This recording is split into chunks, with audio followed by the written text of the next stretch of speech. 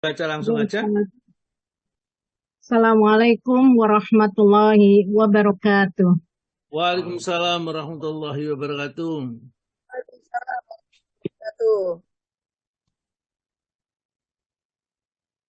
Insya Allah surat yang akan saya baca surat Al-Haqqah ayat 25 sampai dengan ayat 37. A'udzu billahi minasy syaithanir rajim. Bismillahirrahmanirrahim. Wa amma man utiya kitabahu bishimalihi fayaqulu ya laitani lam uta kitabiyah walam adri ma hisabiyah. Ya laitaha kanatil qadiyah. Ma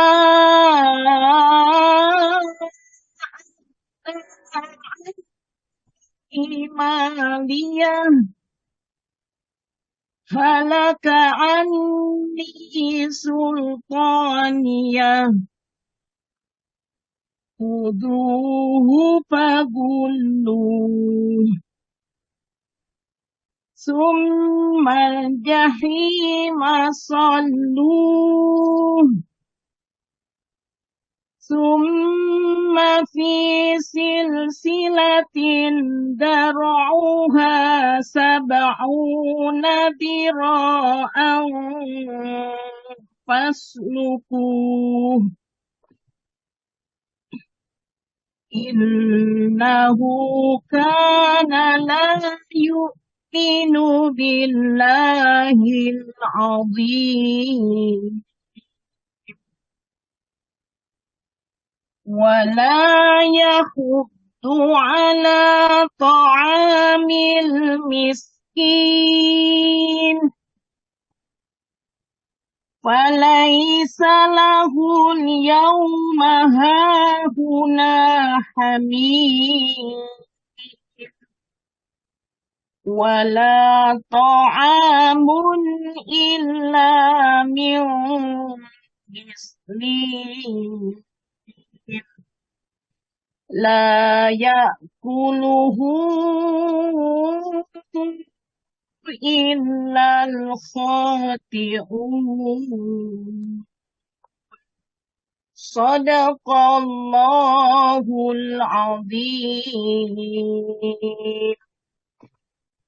Terjemahan surat Al-Haqqah, surat ke-69, ayat 25 sampai dengan ayat 37. Recording Aku in progress. berlindung kepada Allah dari segala godaan setan yang terkutuk. Dengan nama Allah yang Maha Pengasih, lagi Maha Penyayang.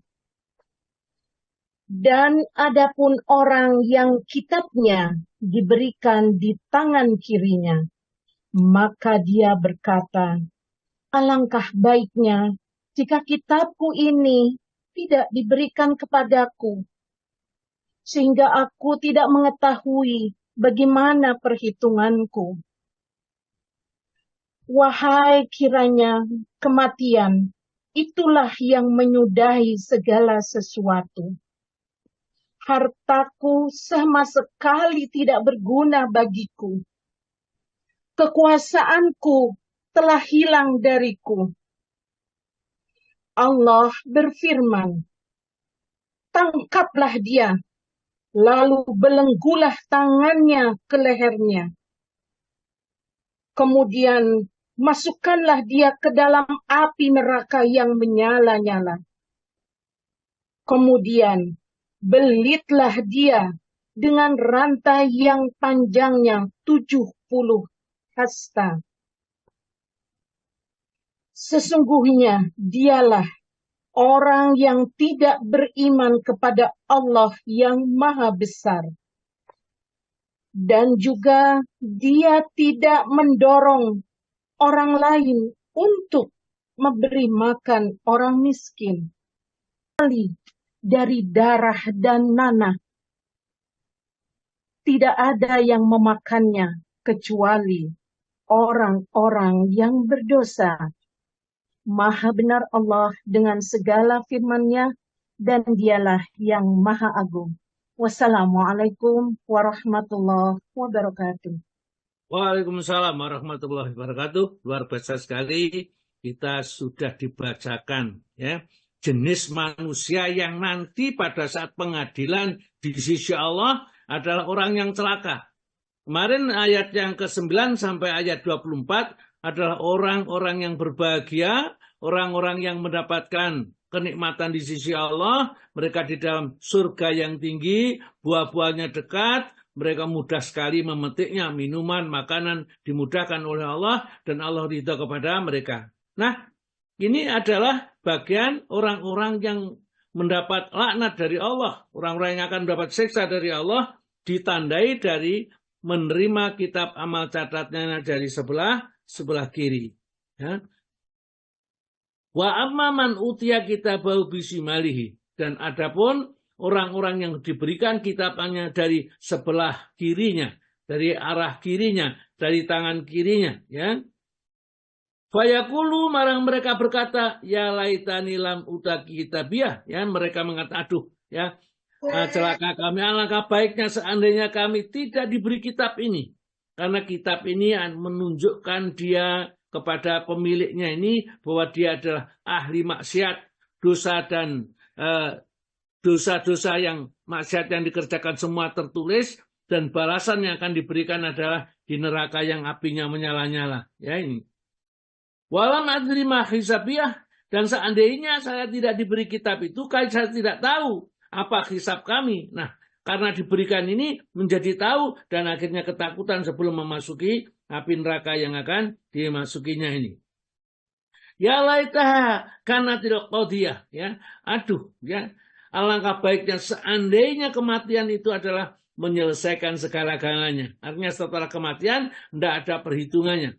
Ternyata setelah mati ada kehidupan yang kedua, yaitu di alam akhirat, ya, di mana kita nanti semuanya akan memasuki alam itu, yakni alam akhirat semuanya ini. Kemudian katanya, ma'agna anni maliyah.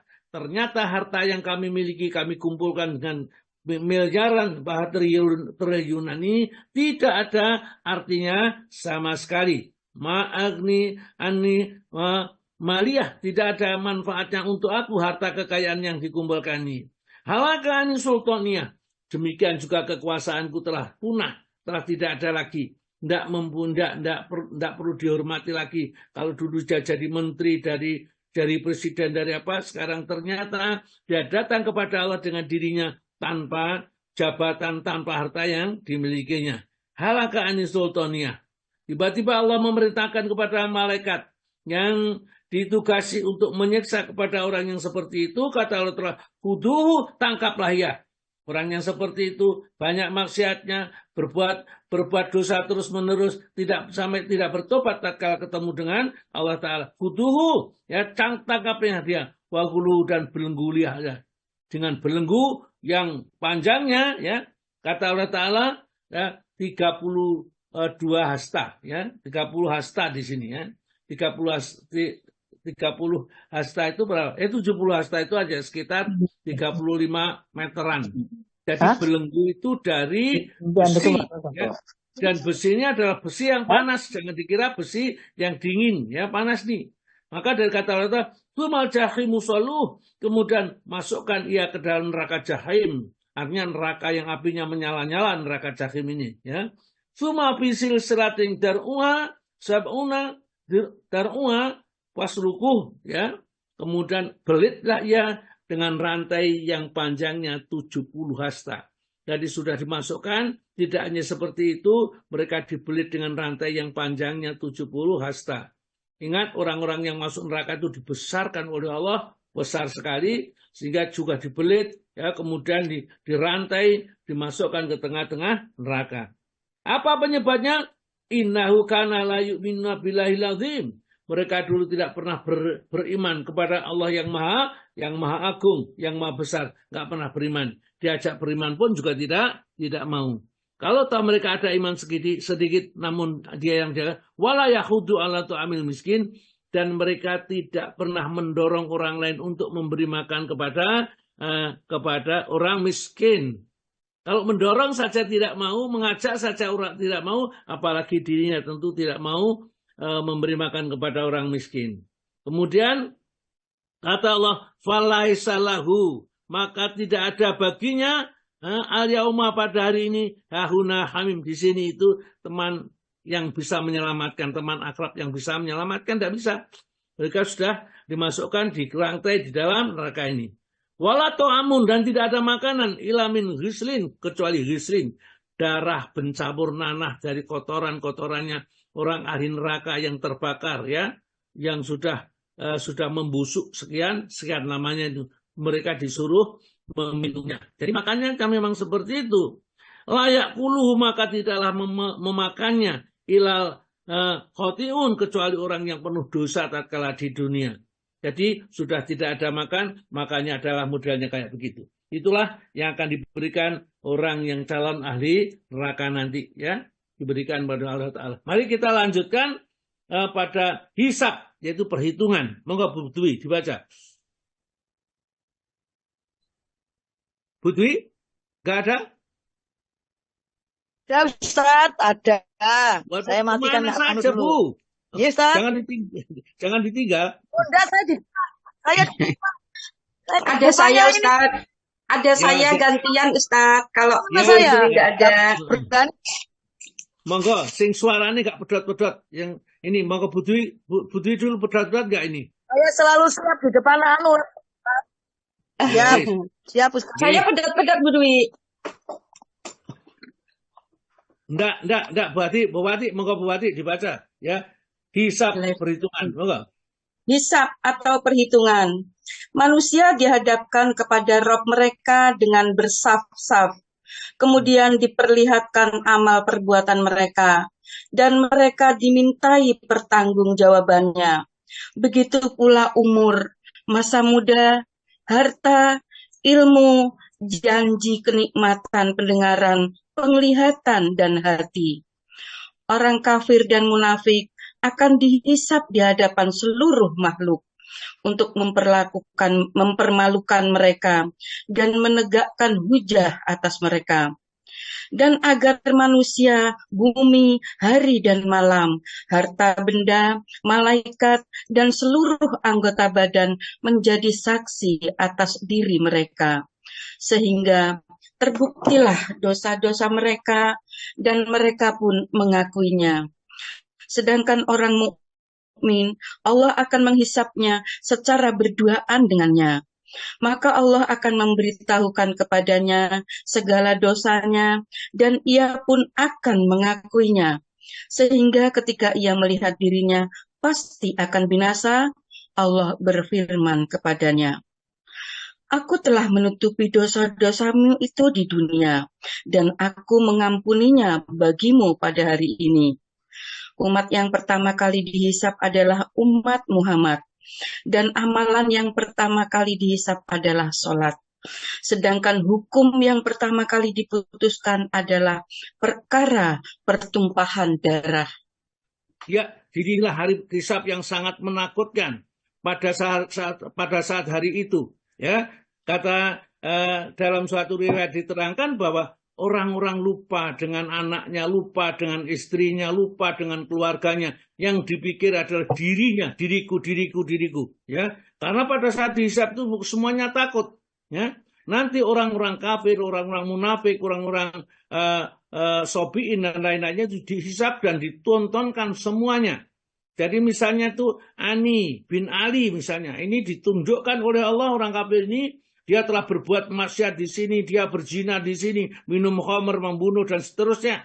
Ya, maka oleh karena itu diputuskan mereka berada di neraka lapisan yang ketiga. Ya. Jadi lapisan yang pertama, neraka jahanam yang paling atas, itu tempatnya adalah untuk umat Muhammad yang berdosa, yang mati sebelum tobat. Ini berbahaya. Nah, kita harus hati-hati. Nah, maka tatkala Rasulullah dikasih tahu sama malaikat bahwa nerakanya untuk umat Muhammad ini yang berbuat dosa dan tidak bertobat sampai meninggal dunia, ya, atau belum bertobat, maka berada di neraka yang paling ringan, yang di atas sendiri. Ya. Tapi itu pun juga begitu diinjakkan kakinya, otaknya sudah mendidih. Di bawahnya lagi untuk orang-orang Nasrani, ya. Orang Nasrani lebih dalam lagi di bawahnya. Di bawahnya lagi orang-orang Yahudi, ya, orang-orang yang Yahudi. Di bawahnya lagi orang-orang Sobiin yang menyembah api, ya, menyembah berhala, patung-patung. Di bawahnya lagi orang-orang musyrik, ya. Di bawahnya lagi ini neraka hawiyah yang paling bawah itu orang-orang munafik dan orang-orang kafir. Jadi innal munafiqina fi darkil aswali minan nar.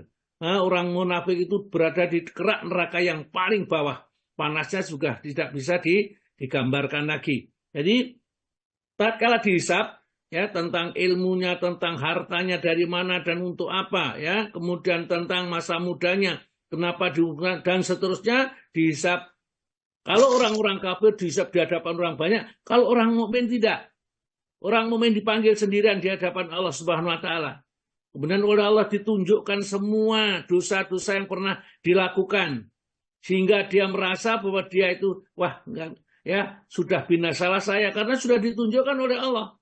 Ini dosa maksiat yang pernah kamu lakukan, yang tidak diketahui oleh apakah anaknya atau istrinya, tidak ada yang tahu. Tiba-tiba Allah mengatakan, engkau dulu pada saat berbuat ini, aku tutupi sudah. Ya, kemudian di sini pun maka aku ampuni. Maka Allah berfirman kepadanya, aku telah menutupi dosa-dosamu tatkala di dunia, dan aku akan mengampuni bagimu pada hari ini. Maka itulah disebutkan di dalam surat nomor 84 Al-Insyiqaq, ya, ayat yang ke-7, 8, 9 itu. Wa man utiya kitabahu biyaminihi fasaufa yuhasabu hisaban yasira wa yanqalibu ila ahlihi masrura. Monggo Bu Batik dibaca ayatnya. Nggih Ustaz, surat 84 ayat 789. Nggih Ustaz. Maka adapun orang yang catatannya diberikan dari sebelah kanannya, maka dia akan diperiksa dengan pemeriksaan yang mudah, dan dia akan kembali kepada keluarganya yang sama-sama beriman dengan gembira. Ya. Jadi kalau wa yang qalibu ila ahli, dan mereka kembali kepada keluarganya, termasuk temannya, termasuk anaknya, termasuk, ya, kemudian termasuk anaknya, termasuk mertuanya, mungkin ibunya, bapaknya, dan seluruh keluarganya, teman-teman akrabnya, ya. Wa yang qalibu ila ahli masrura, mereka kembali pada keluarga mereka dengan riang gembira. Ini kalau orang-orang yang sudah diampuni oleh Allah. Maka tatkala diberikan kitab amal catatannya itu dan sendirian, Allah mengatakan di sini, aku telah menutupi dosa-dosamu tatkala di dunia. Oleh karena ini, dan aku sekarang pun, ya, akan mengampuni bagimu dosa-dosamu. Maka kembalilah kamu kepada keluargamu, ajaklah mereka masuk ke dalam surga. Mudah-mudahan paling kita yang dipanggil oleh Allah seperti itu, disuruh masuk surga, mengajak keluarganya. Ya. Oleh karena itu kalau kita mempunyai keluarga beriman, sama-sama beriman, maka orang-orang nanti dikumpulkan oleh Allah di dalam surganya nanti, bersama-sama dengan anak, istri, mertua, ya. Kemudian istrinya meskipun banyak ya, tetap dijadikan satu kalau mereka sama-sama beriman, seperti disebutkan di dalam surat nomor 52 ayat 21. Surat nomor 52 ayat 21 surat Tur. Monggo Bu Wati. 5221, Ustaz. Dan orang-orang yang beriman beserta anak cucu mereka yang mengikuti mereka dalam keimanan, kami pertemukan mereka dengan anak cucu mereka di dalam surga, dan kami tidak mengurangi sedikit pun pahala amal kebajikan mereka. Ya. Setiap orang terikat dengan apa yang dikerjakannya. Ya, jadi kalau dia berbuat baik pasti akan dinaikkan tingkatnya, dia berbuat jahat pasti akan mendapat hukumannya. Hanya saja mereka yang beriman, kemudian diikuti anak cucunya beriman, nanti dikumpulkan oleh Allah yang dalam satu tempat, ya, meskipun surganya tidak sama, karena ada surga itu ada 100 tingkatan kata Nabi kita, ya. Dari yang paling tinggi adalah surga Jannatul Firdaus, ya, surga Firdaus, ya, di sana di bawahnya mengalir 4 sungai, sungai dari madu, sungai dari khamr, sungai dari dari air yang, ya, kemudian sungai madu, sungai khamr, kemudian sungai air tawar, yang ketiga sungai dari susu, ya, 4 sungai yang mengalir di bawahnya di orang yang di atas ini. Nah, umat yang pertama kali dihisab adalah umat Muhammad. Supaya apa? Tidak terlalu lama, karena mereka menunggu hisab itu, mereka berada di terik matahari yang tidak bisa digambarkan panasnya yang luar biasa ini. Maka umat Muhammadlah didahulukan untuk dihisab, dan otomatis yang masuk surga dahulu adalah umat Muhammad. Ya. Jadi nanti yang diputuskan masuk neraka dulu aja umat Muhammad karena sudah diputuskan duluan. Hanya saja nanti umat Muhammad itu kalau mereka melakukan satu dosa, ya, karena mereka mungkin terpleset kepada perbuatan dosa, maka dimasukkan neraka dan dimatikan oleh Allah Ta'ala. Kemudian nanti kalau sudah selesai hukumannya, misalnya 1 tahun, maka mereka diambil dari neraka itu, kemudian dicuci di depan pintu surga, namanya Nahrul Hayan, ya, jadi sungai kehidupan. Begitu disiram, maka yang tadi rupanya gosong itu, hitam sekali seperti arang, kemudian setelah disiram menjadi putih, ya, kembali, kemudian disuruhlah oleh Allah Subhanahu wa taala dia memasuk ke dalam surga. Tapi dihukum dulu masuk ke dalam neraka, tetapi dimatikan. Lain dengan orang kafir. Orang kafir kata Allah, la yamutu wa la yahya. Mereka masuk neraka itu tidak hidup dan tidak mati. Tidak mati dan tidak hidup, ya. Karena merasakan sakit yang terus-menerus, khalidina fiha abadan, mereka kekal dan selama-lamanya. Dan amalan yang pertama kali dihisab adalah sholat. Jadi kalau sholatnya sudah habis, yang tidak ada sholat, maka ya habis seluruh amalnya. Maka pesan saya pada jamaah ini, jangan ditinggalkan sholat apapun kondisinya. Jadi meskipun kita di antara yang memberatkan neraca tersebut adalah ucapan La ilaha illallah. Tidak ada Tuhan yang hak disembah selain Allah. Akhlak yang baik, zikir seperti bacaan Alhamdulillah, Subhanallah wa hamdulillah, wa la ilaha illallah, Subhanallahil Azim.